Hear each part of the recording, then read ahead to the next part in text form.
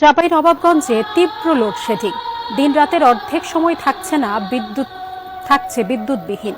এ নিয়ে মানুষের মাঝে চরম ক্ষোভ। চাঁপাইনবাবগঞ্জ থেকে মোহাম্মদ নাহিদ হোসেনের তথ্য ছবিতে ডেস্ক রিপোর্ট।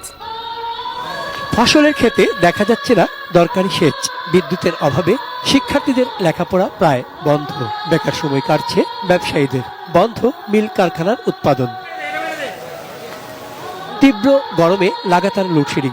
আমের জেলা চাঁপাইনবাবগঞ্জে 24 ঘন্টার অর্ধেক সময় বিদ্যুৎ থাকছে না। হাসপাস অবস্থা মানুষের। স্বাভাবিক কাজকর্ম বন্ধ। এটা অনেক ভোগান্তি হচ্ছে, অনেক কাজে ব্যাহত হচ্ছে। নিজের কারেন্ট ভরে, নিজের টাকা ভরে যদি নাই শান্তি পাওয়া যায় তাহলে লাভ হইলো। আমাদের কারেন্টটা তো আরামের লাগি নাকি কি ব্যবহারের লেগে, তো কারেন্টই মোটে থাকে না। এক সপ্তাহের কাজ আপনার 1 মাস লেগে যায়, তারপরে কাজটা কমপ্লিট হচ্ছে না আপনার কারেন্টের জন্য। চন্দন পাল, ডেস্ক রিপোর্ট, এটিএন নিউজ।